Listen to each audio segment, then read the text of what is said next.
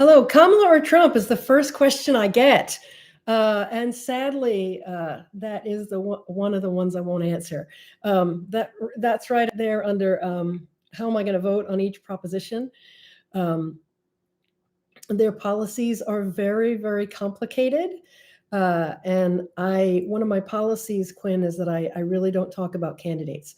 I like to keep it focused on the state propositions. The reason for that is that I really, I'm dedicated to trying to keep things nonpartisan and showing both sides. So if I come out and endorse a candidate, then it means that whoever's on the other side might not watch my videos. So I very strict no candidate policy. I have plenty to say on the Kamala or Trump topic. Quinn, if we ever run into each other at the supermarket, maybe I'll talk to you about it privately.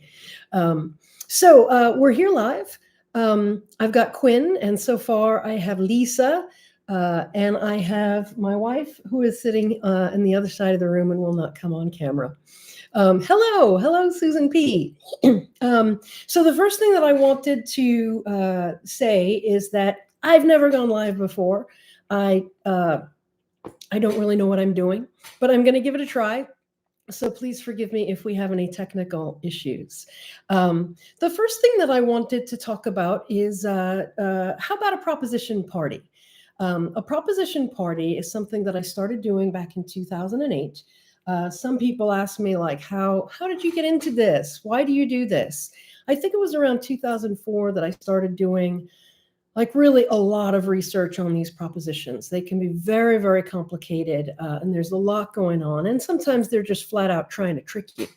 So I started doing extra research into them. And then in 2008, I decided to do something that went a little further than that. I thought, well, now that I did all this research, what am I going to do with it? So I started getting together with groups of friends and also groups of people together at work. And the idea was we would all get together, we'd order some pizzas, maybe have a couple of beers, and we would just talk through the propositions one at a time. Like I could give a rundown that said, you know, like I do in my videos, here's what it does, here's who paid for it, this is what your vote means. And then we would just talk through it as a group. My favorite thing about doing those was when I had people with differing views, opposing views in the room, because that's what I think is the most important thing about how we approach these state propositions is you have to look at both sides, I think. I can tell from a lot of people who make comments to the videos and just from talking to people one-on-one, a lot of people come into these things thinking, well, I know how I'm going to vote. This is a simple issue. From what I can tell, they're almost never simple.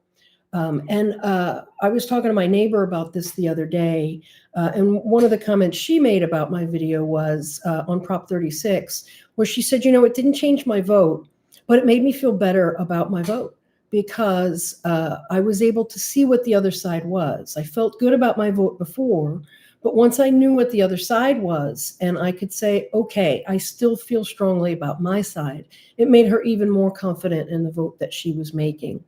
Personally, when I approach these propositions, I don't come in thinking that I know everything that's going on. Oh, you can see Buster, he's coming out. He's 16, he's so old. Okay, never mind. I don't think I know how I'm going to vote. Usually I come in and I just want to come in with as open a mind as possible. And then I look through each side. If I'm able to talk to people about it, that's my favorite thing. I would recommend to anyone who watches this, you know, we're all sitting at home with this giant booklet and all of these different choices. We have candidates, we have propositions, we have local measures as well. My recommendation is don't go it alone. Get a study group, throw a proposition party, just get some friends together and go through it together. Because when you do that, you can make it more fun instead of just feeling the weight of, oh my gosh, I have all this homework. It's difficult. We have a lot to go through. So my first recommendation to anyone out there who watches this is get together with friends and do it together because it really can help. Oh my gosh, Buster is walking around. So we just gave them their wet food, which means that they should be taking their bath and going down for their post-wet food nap. but Buster apparently has not gotten the memo. And also, it's unusual that I'm inside. I usually record the videos outside, as anyone knows who watches the videos. But there's a lot of like people using lawnmowers. I also am in the flight path, so we thought it would be better if I recorded inside today. Something that I wanted to show everybody is, did you know that you can track your ballot? I don't know how this works in other states, but here in California, you can track your ballot. Watch this, I'm going to share my screen. Can she do it? Yes, she can. Here it is. Look at that, I did it. If you go to this website, ballottracks.net, and even if it's not in the chat, even if the link is not in the chat, you can still find it. You can just go to the California Secretary of State website. It is like right there on the front page. I did this on my phone the other day before I dropped off my ballot. You just fill in your name, your date of birth, and your zip code, and it knows who you are. And then it'll tell you, okay, great, thanks, we haven't gotten your ballot yet.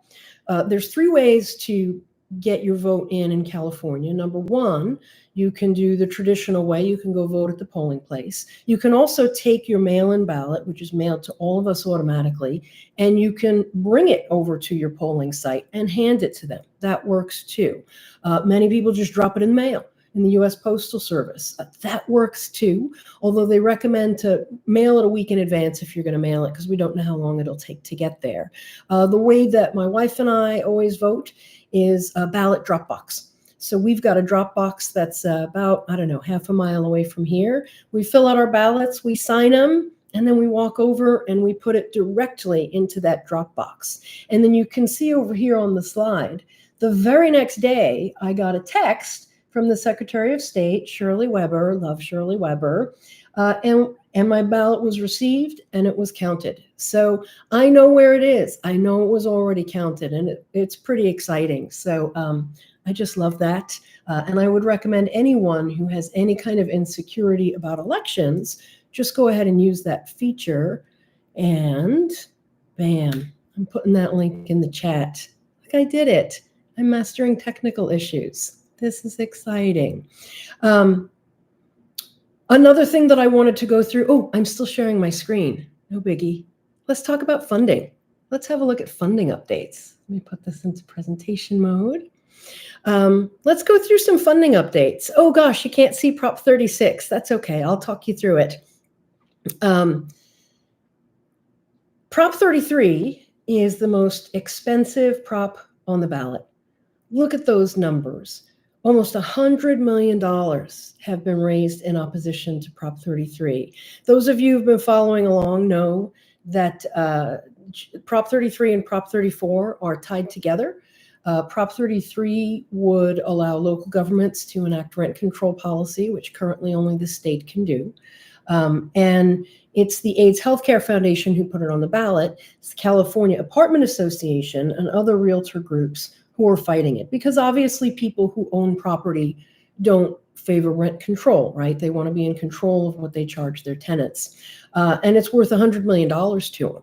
So that is why you see more ads for Prop 33 than pretty much anything out there, except maybe Prop 34. So Prop 33 and 34 go hand in hand because, as I said, oh, I don't have any place to rest my arm. Hang on, let me pull over my chair. Because as I said, the realtor groups, they really don't like rent control. So not only did they put in $100 million to try and stop the AIDS Healthcare Foundation from passing this measure, but they created their own measure, Prop 34, which, if passed, could actually stop the AIDS Healthcare Foundation from funding future ballot measures. I don't know if it will work. Prop 34 does seem to target one individual company, which is the AIDS Healthcare Foundation. And I'm pretty sure that's unconstitutional. Both the US Constitution and our state constitution disallow it. The court allowed it onto the ballot. I'm not 100% sure why, because I don't know everything, but I haven't been able to find another organization Prop 34 would apply to. But if it passes, and it makes it through the court system, it could stop the AIDS Healthcare Foundation from putting future rent control measures and other measures onto the ballot as they have been doing. So they're actually putting almost $16 million at this point into Prop 34, which they hope will pass. And then, sorry, I got that backwards. They've put in $36.5 million. And then the AIDS Healthcare Foundation has put in almost $16 million to try and defeat it because they know that it's going to go against them. So it's a lot of money. The people representing the landlords are putting a lot of money into this. The AIDS Healthcare Foundation, who has a lot of money, is putting a lot of money into this. So it's something to just be aware of. The third highest prop dollars on the ballot is this one right here, Prop 35. Prop 35 would earmark, dedicate funds that we get in support of healthcare, both from a tax on managed care organizations and money that comes from the federal government because we tax those organizations. All of those funds right now go into the general budget fund. And what the proponents of Prop 35 would like to do is dedicate those. Our Medi-Cal system in California is the system of health insurance for low-income individuals. Medi-Cal isn't really doing that well. Our reimbursement rates for doctors are pretty low. And the proponents of Prop 35 would like to change that by making sure that instead of the money going into the general fund, it's dedicated specifically to California's low-income healthcare system, which is Medi-Cal. So those three are the three highest funded measures on the ballot this year. It's actually kind of I don't want to say cheap, like a cheap year for ballot measures this year. 2 years ago, I don't know if you remember, we had the sports gambling propositions, which were like a couple of $100 million each. That said, I have noticed that on TV and social media, I'm getting nonstop ads for 33, 34, 35, and it's not doing anything to help my election fatigue. Does anyone have a question about the funding before I move on? Oh, maybe I'll tell you about Prop 36. Prop 36, the for in support, they raised a little over 14 million, and then against is about 6 million. So again, this is not big money as far as those things go. I will say one other thing about Prop 36. I'm pretty sure it's going to pass. I don't love paying attention to polling, but when you do pay attention to polling, you'll find that, I've seen 70% support, 73% support. It definitely seems like it has a good chance of passing. So if you're somebody who feels like you might be a no on 36, really important that you get out there and vote. And while we're talking about, I'm going to, don't end stream, but I'll stop sharing for a sec. While I'm talking about Prop 36 and how important it is for you to vote on Prop 36, I want to make just also a general statement about how important it is to vote in general. I know you hear it all the time. There's like actual celebrities online telling you, vote, vote, vote. Everybody wants to tell you to vote. And they're right.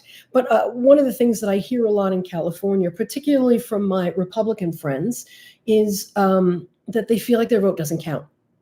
What does it matter? My vote doesn't count. Younger people might not realize that about 30 years ago, California was actually quite a conservative state. We were a red state. We were a Republican state. Ronald Reagan, who was, of course, the president for 2 terms and one of the most popular presidents in history, particularly for the Republican Party, he was the governor of California. Nixon came from California. California was actually a very conservative state. And you'll find that with the Costa-Hawkins Rent Control Act of 1995. So this is about 30 years ago.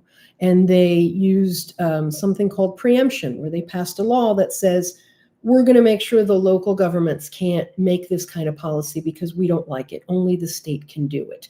Typically, I'm not in favor of preemption. I guess I feel that local people and local governments typically can decide what's best for a community. But states use preemption when they want to stop some side from doing something that they don't want to do. It's possible that the Costa-Hawkins Rental Housing Act has saved a lot of housing from not being built in California. We don't really know, and we'll never know.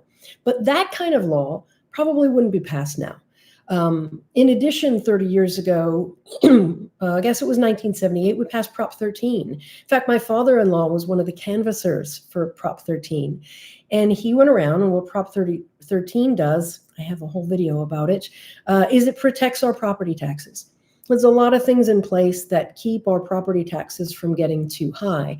Prop 13 is the reason why some of the measures that you see on our ballot are on our ballot. It's because of Prop 13 that the legislature can't pass billions of dollars in bonds without asking the voters first. That's why you see these on the ballot. They have to ask us. As far as I'm concerned, that's a good thing, because if we're going to borrow 10 or $20 billion, it would be good if we had some kind of say in it. But, you know, that kind of Prop 13 policy might not be passed today. Things can change, and you just never know. So if you're a Republican in California and you feel like your vote doesn't count, I'm here to tell you that's not right. You don't know. Do you hear that? That's Buster. Every time he drinks water, he yells at it first. Susan, can you hear him yelling at it? Oh, yeah. That's funny. Well, she is in the house. Nevertheless, you don't know. You know, in another 30 years, California could end up being a red state. We could be a purple state. But none of those changes will happen if people feel like their vote doesn't count and they don't vote. And I would say that's true for just about any state out there. Things change, demographics change, and your vote always counts. You know, if you take a look at these, I'm going to share this again. You know, if you take a look at the propositions that are out there, even if you think your vote doesn't count in terms of the presidential election, it certainly matters when it comes to all of these ballot measures. And the ballot measures have a huge impact on our day-to-day lives. I am going to move on. I have a little bit, I have a list of topics. So I'll stop share for a quick sec, and let's see what those are. Oh, I'm going to answer my own questions since I haven't got any from my very small crowd. I appreciate you all being here, by the way. I want to talk a little bit about which were the hardest videos to make. Which ones were the hardest ones for me to figure out how to put it together? I would say the toughest one for me was Prop 6. So Prop 6 is the ballot measure that is a constitutional amendment. And by the way, for those of you who are not aware, all constitutional amendments in California have to be approved by the voters. So we can't change the very fundamentals of how our state is governed. They can't do that without asking us, which I also think is a good thing, although it does create more ballot measures. Prop 6 would change the Constitution to say that involuntary servitude is illegal, even as punishment for crime. What that means is currently inmates serving prison time, they're pretty much forced to work, which many people feel is okay, but they don't make any money, you know, so they do things that help maintain the prison, or maybe they manufacture stuff, or they do little things like that. California doesn't have private prisons anymore. So we're not, you know, say, making clothes for Adidas or anything. But the work that they do, they're really paid pennies. I mean, the minimum wage is something like between 16 and 74 cents per hour, which is actually an increase. So, and if they say we're in prison and they wanted to, instead of working, say, hey, you know what, I don't want to do this work assignment. I'm going to, I want to take a college class. The prison can punish them for that. So what happens is when they come out of prison, you know, there are already a number of obstacles against them. They've been in prison. They're out of the workforce. A lot of people won't hire ex-cons. A lot of people won't rent to ex-cons. So they're in a tough spot. And because they don't make any money for the work that they do in prison, they also haven't saved any money. They don't have any money. The reason Prop 6 came about was because of the documentary 13th, which is very interesting. It's on Netflix. I recommend it to anyone who's interested in that sort of thing. That's why it's on the ballot. So the reason why Prop 6 was such a hard video to construct is that I needed to tell the story of why it's on the ballot. And the story of why it's on the ballot goes all the way back to the 13th Amendment, you know, in 1863. And that history is a history about slavery and how involuntary servitude, being legal as punishment for crime, led to the reincarceration of formerly enslaved people. I have to tell that story, right? And the other side of that is only like, if you don't think that's valid, or if you don't think that that should affect what we do today. So there's definitely another side to it, but there's not like a story to tell. I don't have any characters I can have my cats play, to say, man, I don't agree with that. So I'd say for me, Prop 6 was the toughest one to present in a nonpartisan way. I tried very hard to make it unbiased, but it felt a little biased to me, and I wasn't sure how to avoid it. Let's see. I have a comment. I tried doing research on how other states that have gotten rid of involuntary servitude in their prison systems are doing, but I wasn't able to find any information. Mr. Big Wave, I did that same research and I couldn't find anything either. One of the questions about Prop 6 that we don't know the answer to going into it is, well, if it passes, instead of being paid pennies on the dollar, like, what will they be paid? We don't even know. And everything I found in the research said it would likely be decided by in the court. So Mr. Big Wave, like you, like I go online and I'm like, well, how's it going in other states? And I just could not find anything. So I don't know, and sometimes that's what makes these propositions hard, is that we don't even know fully what the effect is going to be if we pass it. So, so that was the toughest video to construct. That was a really tough one. I'd say the second toughest one to construct was Prop 36. Prop 36 is the big criminal justice reform ballot measure. That one was hard to construct because I know that we live in a very short attention span society. And while I could talk about this stuff all day, particularly young people, they don't even want to digest anything that's over a minute or 2 minutes. We're so used to receiving information in short bits. But Prop 36 is so complicated, I knew I wasn't going to be able to pull it in under 5 minutes. When I first wrote it and tested it, it was at 14 minutes. I was panicking a little bit. Thankfully, I was able to get it down to 9 minutes and 40 seconds. And I'm very happy to see that many people have actually watched the whole thing. Another thing I wanted to talk about, and feel free to ask any questions if you've got them, is which propositions were the toughest to decide on. And anyone out there who would like to contribute, I'm also curious to know which ones were the toughest for you to decide on. I have a question from Andrew Regner. Okay, before we talk about the toughest ones to decide on, Andrew, you are the man. Andrew has signed up to be a Patreon supporter, and I appreciate that so much because I don't make any money doing this. What do you do to stay objective in your videos? Do you have other people in your life that help with that somehow, or is it an internal achievement? It's funny that you should call it an achievement. I suppose I would call it an achievement. I just don't like to assume that I'm right. I hate to make a fast decision. Okay, if my wife is like, hey, I want to get a new clock. You like this one or that one? I'll be like, that one. Fine. No problem. Super fast. When it comes to these very complicated laws, I'm always afraid I'm missing something. I'm just always afraid that I'm getting something wrong. And when I go online and I start to read about this stuff, you'll notice in my videos, like maybe I sound passionate for both sides.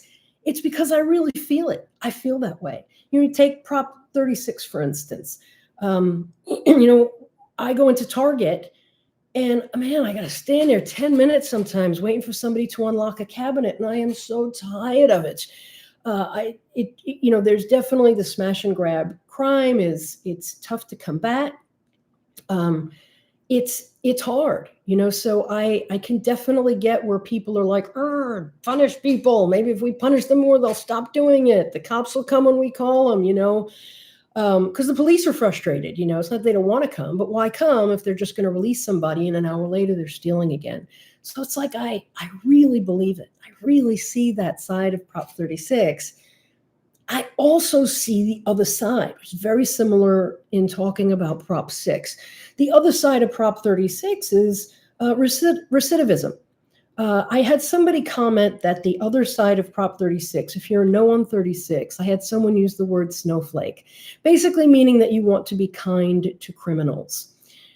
But the way I read it and the way the, California Budget and Policy Center reads it is when you incarcerate more people, it actually ends up making it harder for them to get out of that life of crime when they come out. And that is another very compelling argument for a no on 36, because it's like, oh, if we've done all of this work to steer people out of the more violent system, which is our state prisons, which are more violent than our county prisons, if we've done all of this work to get those folks out of there, now we're going to be putting nonviolent offenders back into a violent system. And what happens when they come out? That's how I stay objective, Andrew, is I just listen. I really, really listen. And so it pains me sometimes when people say that this was really easy or it's super simple, kill Prop 47 and everything will be better. Nothing is that simple, particularly crime and punishment. It's just not that simple at all. Which is why Prop 36 was actually one of the toughest propositions for me personally to decide on, really looking at both sides. It's so complicated. I think the other thing that is hard is that to Mr. Big Wave's point about like, how is this going to work if we put it into place? And he was talking about Prop 6. With Prop 36, it's going to be years before we know whether it works or whether it makes things worse. And by the time it makes things worse, if it makes things worse, it'll be harder to dial back. And so we're kind of swinging this pendulum back and forth to where it's like, oh, it's now we're being too nice, crime went up. Now we're being too mean and there's too many people in prison.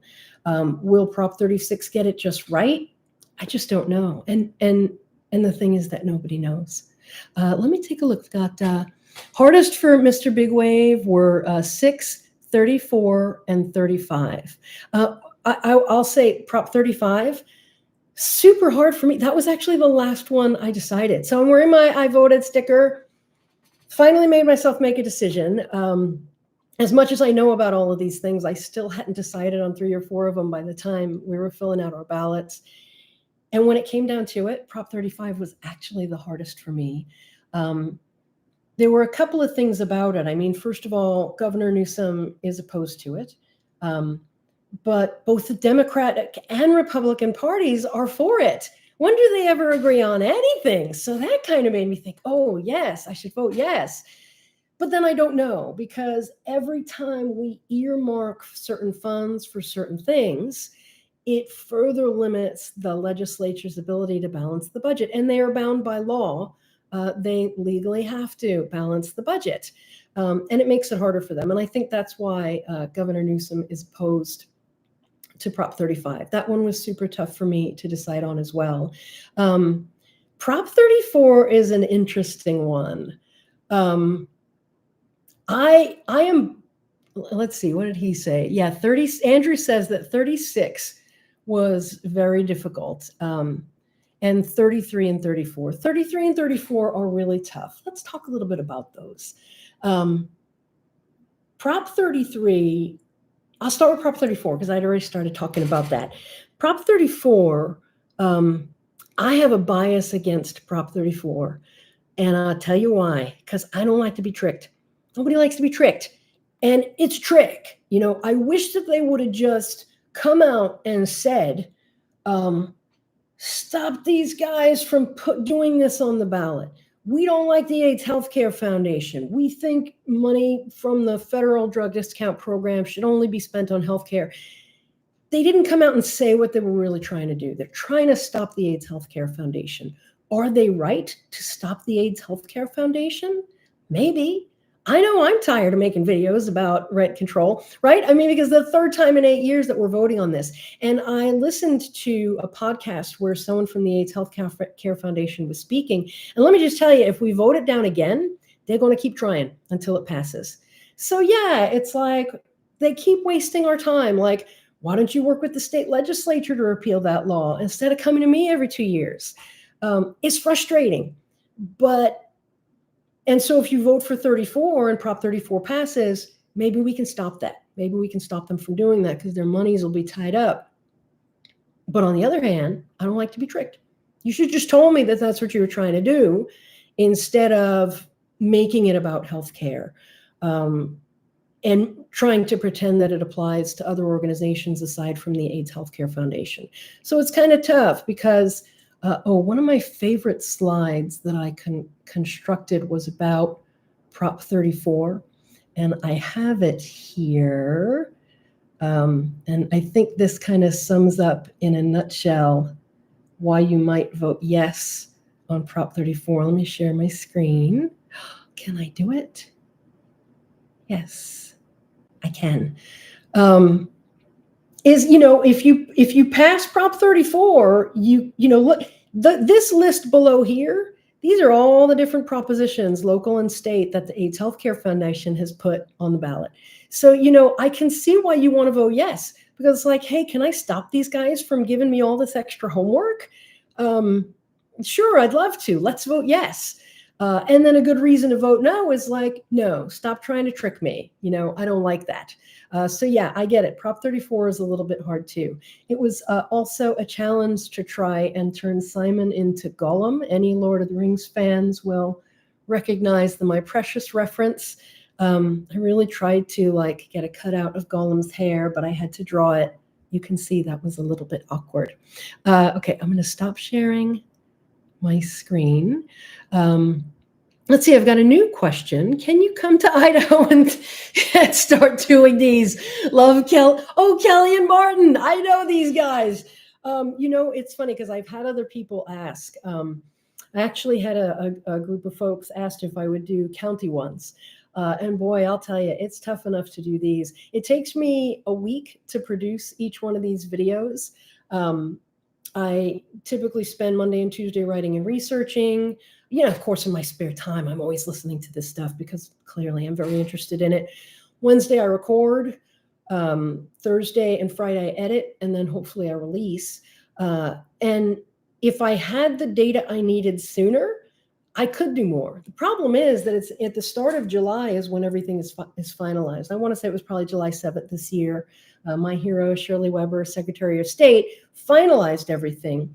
And I really can't start analyzing everything until they're finalized.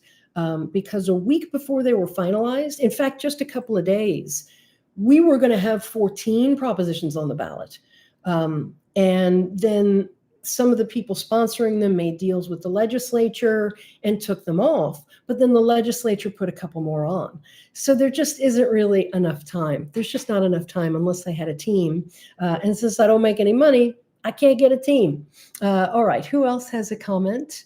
Yeah, Mr. Bigwave says that he doesn't really like the precedent set by 34, one group seeking to remove another group's ability to advocate for themselves. Yeah, it's a really compelling reason to vote no. That one is tough. Getting back to Prop 33, how do you decide on Prop 33? I released a short video about Prop 33 last week, I think, just talking about how do you know which way to vote. Prop 33 could expand rent control in the state by allowing local governments to enact rent control, which they currently can't do. And the question with Prop 33 is that a good thing or is that a bad thing? The problem with Prop 33 and the problem with rent control overall is that it's literally both. It does both things. It really does help tenants. I grew up in New York. I knew plenty of people who had rent control apartments. I've got a friend of mine from high school. His mother still lives in a rent control apartment that she lived in 35 years ago when I grew up there. She never has to leave because her rent is never going to go beyond a certain point. So she lives in uptown, like 74th Street on the east side, Upper East Side. And, she's paying maybe $1,000 a month for her rent, which is crazy in Manhattan. So yeah, it really helps people. His mom is elderly now, and she's going to be in that apartment for the rest of her life. And so, yeah, it really does help people. But the only problem is that it limits development. And yes, it really does limit development. It takes a long time for these effects to be seen because, apartments and housing is not developed overnight.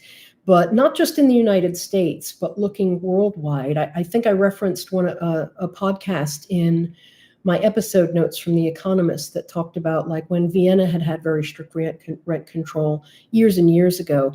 And it ended up being where nobody developed. It's just a fact of the economy. People develop to make money. And if you can't make money, they don't develop. So if you enact local rent control, I live in San Jose. So let's say San Jose says, yeah, we're going to enact all this strict rent control and you can't raise the rent by more than 1%, blah, blah, blah. Who's going to build here? Nobody is. And yet, as I said in the video, and I had fun with this one, casting Henry as the dad and Simon as Henry's son, because they're both tuxedo cats and Simon's a baby. Well, not anymore. When you look at how people feel when they rent, it's a very insecure feeling. I mean, my wife and I own now, but I rented for many, many years. And you don't know what's going to happen. Wages don't really keep up with inflation. And before you know it, you could be out on the street. So rent control policy, it helps the homelessness crisis because fewer people get evicted. And it hurts the homelessness crisis because less housing gets developed. So I can understand why people have a hard time deciding on Prop 33. It's a big question. And it is, don't worry if you vote no and it doesn't pass and then you regret it later. I'm sure it'll be back on in a couple of years because the AHF is going to put it back there. Let me take a quick look at the comments. Oh, Christopher, we appreciate your videos. And he shares them. Thank you, Chris. That's really sweet of you to say. Okay, I am going to take a look at some of my other topics. How are we doing on time? 4:34. Gosh, I've been talking for 34 minutes already. How exciting. I could talk about this stuff all day. I want to say a little bit about why I don't talk about endorsements. Hold, please. Oh, did you want a Proposition Lady mug? I sell those now. Coffee at 4:35. Sorry, honey, might be a late night. So we had some friends over yesterday, and I was talking to one of our buddies about how she voted. This person is suffering from a lot of election fatigue. She's very stressed out about the election, and I would say in terms of the presidential election, whichever side you're on, everybody's a little stressed out. And it's been going on for a long time. We've got 9 days left. And it's stressful. And so now we're looking at our ballots. We've got these 10 propositions to decide, plus all of this other stuff and local judges and who are they? And it's just hard. It's just so hard. And we're all busy. We have busy lives. So when I was talking to my friend, I said, did you watch my videos? And she's like, well, sadly, no, which is fine. I said, well, how did you decide how to vote? And she said, oh, I just took a look at my political party and I said, how are they voting? And a lot of people will do that. Some people will take the League of Women Voters, or they'll take a particular newspaper's endorsements and go along with that. I could take an extra 30 seconds to a minute in all of my videos and talk about who's for and against. I don't even like to talk about which party is for and against. And the reason for that is twofold. Reason number one, because I think it's a shortcut. I have always felt since I was 18 that it's a privilege to vote in a free and fair election. Most people in the world do not have this opportunity, will never have this opportunity in their lifetimes. So I think it's important to take it seriously and come to our own opinions. And I think that if I were to come out and say, oh, the Republican Party supports this, then a lot of people who are Democrats will just say, well, then I won't vote for it, right? Because our society is so polarized that we just assume that we don't agree with the other side. And that's just not always right. There's a lot of people I trust. Let's take, for instance, my wife. We're married. I adore her. She's my favorite person in the whole world. Do we agree on everything? No, we do not. So I wouldn't even look at a list of my wife's endorsements and say, okay, well, that's going to tell me how to vote, because we don't agree. And we don't even always vote the same way on the propositions. A couple of times she's tried to be lazy and been like, why don't you just decide for me? You're so into it. But I'm not about that. It's very important that we all come to our own decisions. So for me, I don't talk about endorsements because I don't want to take a shortcut. If you have to, you have to. That's all right. I get it. But I would always rather, that's why I want to present both sides. I would always rather you just look at both sides equally and then decide for yourself. Because you never know. You know, what happens if you end up agreeing with the party that you don't vote with? It might change your view in a positive way about that political party. Because I tell you, folks, I know you know this is true, but if we don't start talking to each other, if we don't start finding common ground, if we don't start looking at one another's views instead of just alienating each other, civility is in the shitter. And it's, where are we going to go? We won't be able to get anything done. And you see this in national politics right now. Whichever side has the most, whoever has the majority gets stuff done. Otherwise, nothing gets done.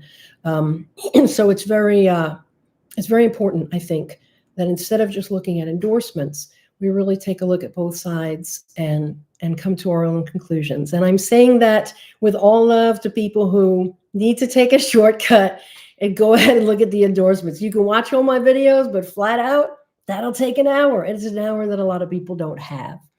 I also wanted to talk about, on the topic of polarization, I wanted to talk a little bit about name calling. I mentioned that I had a gal, I think it was a gal anyway, I can only see handles, say something about snowflakes, in regard to Prop 36. So basically her point is, you're a snowflake if you're a no on Prop 36. For that person, what I would rather they say is, I really believe that it's okay to punish people who commit, this is part of your sentencing. I think that for someone on the other side who's reading it, they look at it and they go, snowflakes, it's an insult. And their walls just go straight up. I had a lot of comments this year about communism and commie this and commie that. It was more than one person who used the term California, which I actually hadn't heard before. I get it. With that one word, you make a statement. And your statement is, I don't like communist policy. And what that really gets down to is not really necessarily about commie and California and these loaded terms. It's really about overregulation and government overreach. That's what it's really about.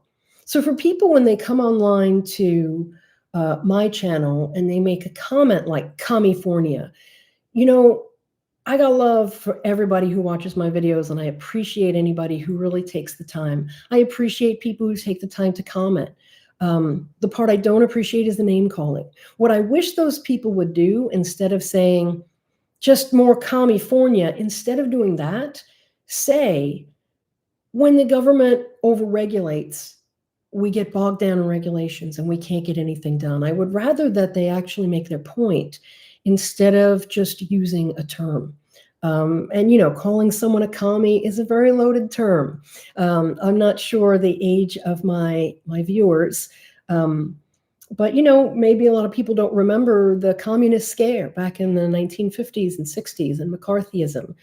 Calling people commies, and the fear of communism is what got us into the Korean War, and it got us into the Vietnam War. And these loaded terms are designed to alienate. And that's why I don't like them. So I always come it back, and I always want to be nice, because I'll tell you the truth, I have plenty of friends who might use that term. I have plenty of friends on both sides of the aisle, and I listen to them. And when you hear the real arguments behind someone saying California, I get it. Those are good arguments. Those are really good reasons to feel like California might be overregulating. And to me, that's a lot more compelling and less alienating than using a term like California. Let's see, we're getting some more. Oh, hey, Aaron, you must be new. Hello. Oh, that's so nice. Thank you so much for recommending my videos. Yeah, I'm on TikTok. I'm on Instagram. I'm all over the place, although really my focuses have been YouTube and TikTok as well. Christopher, I've seen your responses to some of those comments in past videos. You always respond with class. Thank you very much, Chris. As I say, you know, the reason why I try to be nice is because I think it's important to listen. And I really do understand where people, even people I don't agree with, I really understand where they're coming from. I just wish that they would say it in a different way. Something that I want to encourage everyone to do, hang on, I'm going to take a sip of coffee. We have a question from Andrew. What does Andrew say? How did you get to be this publicly enthusiastic about proposition? Does this relate to your day-to-day job at all, or are you just that delightfully nerdy and civically minded? Those are my new favorites. Yeah, totally. What is my job? I don't have one right now. Maybe thankfully, because otherwise I wouldn't have had the time to put this together. I'm looking for work. I've been looking for almost a year. I am a wonderful employee and pretty much unemployable. I just haven't been able to find anything yet. I used to be in facilities and I used to do workplace services, and really my job was to like make people happy and be nice to people. So that's where the delightful side comes in.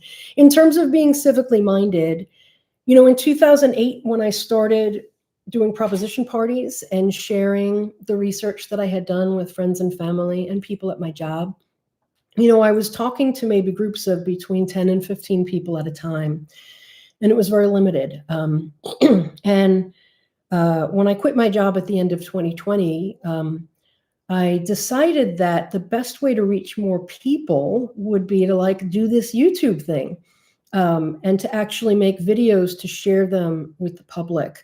You know, sometimes it feels like I do so much research on this stuff that it's almost a waste of time if it's just helping me.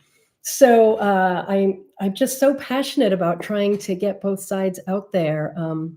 So I guess I'm just civically minded and delightfully nerdy. On that topic, one of the most challenging things for me about having created this channel and doing this whole thing, and like even going live today, I hate to say it, I'm not on TikTok. I don't watch YouTube. Like if I need to know how to do something, I go on YouTube. If I want to see something funny somebody sent me, I go on YouTube, but I don't watch anyone on YouTube. I said to my neighbor the other night, I said, he says, well, why don't you watch YouTube? I'm like, well, I'm not going to listen to some bozo on the internet. And now that's me, you know? So it's kind of funny. I talk about, you know, delightfully nerdy. I mean, when I met my wife, I used to watch like C-SPAN and Battlestar Galactica. I really do think it's important not to take for granted the rights that we have in this country. And so I try to stay as well informed as I possibly can. Something I want to encourage everyone to do, aside from hosting proposition parties and getting together with your friends and not being afraid to hear their views, even if they disagree, is I want to encourage everyone to get a little bit more involved locally. You know, it's funny, our local politicians, our city council reps, our state representatives, they have a huge impact on what happens in our day-to-day lives, you know, a lot more than the president. You know, oh, the president election and blah, blah, blah, and this one's going to ruin our life and blah, blah, blah. And sure, they have a lot of power. But most of the stuff that happens locally is done by your city council and by your mayor and by your state assembly member and your state senator. What I do is I'm friends with all those folks on social media. Okay, so now you know I don't spend a lot of time on social media, but I'm also on their mailing lists, and I try to keep tabs, and not just my local representatives, which are very easy to find online, but also my local law enforcement. I'm connected with the Santa Clara County Sheriff's Office and also the San Jose Police. And, you know, when we look at Prop 36 and law enforcement and what has been done to combat some of the crime that we've been experiencing over the last year, law enforcement has made some really big strides. They have a organized retail theft task force. And boy, if they're not posting every week about, we busted this, we found all this fentanyl, we collected these guns, they post pictures of it. And so I find that just befriending those folks helps me stay informed about things that are going on locally. I also attend local meetings. So if you look around, I'm sure you've got a neighborhood association, like my local U.S. congressman, who's Jimmy Panetta. I'm also connected with him online. And, these people speak locally. My city council person, Jimmy Panetta speaks, my assembly member, my state, all of these folks have come and spoken at my local library, which is the Santa Teresa Public Library. And I go and I listen to them. And I ask them questions and I get to know them. So when I'm sitting down with my ballot and I've got the local offices, school board, I don't know what to do. I don't ever see those people speak. But all of the rest of the offices, I feel comfortable with my vote because either I know what they stand for and I like it or I don't. But I've talked to them in person and I think that makes a big difference. So I would encourage everybody to just become as involved as they can locally. And just stay on top of this stuff instead of just thinking about it every 2 years. Is that another questions? To be honest, if it wasn't for your videos, I would probably not have voted on the propositions. Oh, thank you so much. I appreciate that, Huda. There's a couple of more things I wanted to show you. Oh, have I been talking for almost an hour already? My wife's like, oh, cool. She's got somebody else to talk to. So she's happy I set up this channel, huh? I want to show you this. Hang on, let me go screen share. What? I'm an older lady wrestling with technology. Here we go. I got it. If you want to support my work, you can do so on Buy Me a Coffee. Very happy. One gal sent me $5 but she specified, she's like, this is for catnip, not coffee, which is totally legit. Cats work hard. Just kidding. They never do anything. And then on Patreon also you can subscribe. And then if you wanted to get one of these cool Proposition Lady mugs, I have a shop on Zazzle. It's not really, I haven't done much with it. But I have to say the mug was pretty good. I've already put this through the dishwasher many times and it has come out well. Oh, hang on. I'm going back. First, oh yeah, Buy Me a Coffee, Patreon, I'm easy to find. Zazzle, same thing, just the Proposition Lady. Like wherever you go, you look for the Proposition Lady, I'm there.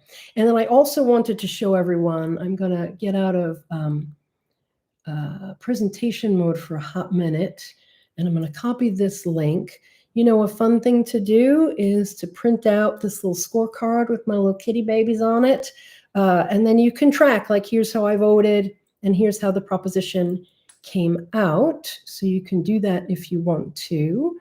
And then I'll also post the Zazzle link, boop, boop, boop, in case you want to go buy one of these mugs. T-shirts are okay. I found a T-shirt, the Ringer T-shirt, a little bit wrinkly, but I'm super happy with this mug. I really like it quite a bit. Now I'm going to stop sharing my screen. And we've got only a few minutes left. And I think I might end this early too, if I don't have any other questions. Does anybody, I have on my list of topics, meet cat instead of meet cute. Would anyone like to see a cat? Should I have my wife haul a cat in here? Anybody want to see a cat? Yeah, honey. What do you think? Who we got? Which is the favorite? Yeah, which is the favorite? There's no favorites. We'll see. We do not bring out the cat. We do not play favorites. As a mama, I can never have any favorites. They're all so cute. You're like, how do I get into doing this? It's like my two hobbies, like politics and taking pictures of cats. Here, give me Geronimo. He is this kitty. Come here, baby. He's 15. At least 15 years old. We don't really know how old he is. We picked him up right off the street in our old condo complex. He was up. I used to put food out for stray kitties, and he came and he was eating the food, and we found him, didn't we? And then within about, he says no, mama. And then within about a week, he was already getting pets and being in our arms. He is so cute. Do you want to say hello to everyone, you cutie? That's Mr. G. And your wife. No, she's not gonna. Yeah, she doesn't do that. You got another one for me, babe? Who do you got here? You're such a good boy. It's a little tough to get a good picture of Geronimo because he has resting I'm elderly face. could be very difficult. Oh, give me this one. Oh, this is the newest one, Simon. Okay, let me see if he'll let me do this. He just woke up. Let me show you how Simon likes to get petted. Look at this. Look at this. What kind of cat does that? What kind of cat gets pets like that? Isn't that crazy? He's so cute. You are so cute, you little baby. Yes, that's my baby. He says, oh, I was taking my post-wet food nap, Mama. How could you? How could you? What does it say? Can the cats share their thoughts on these props?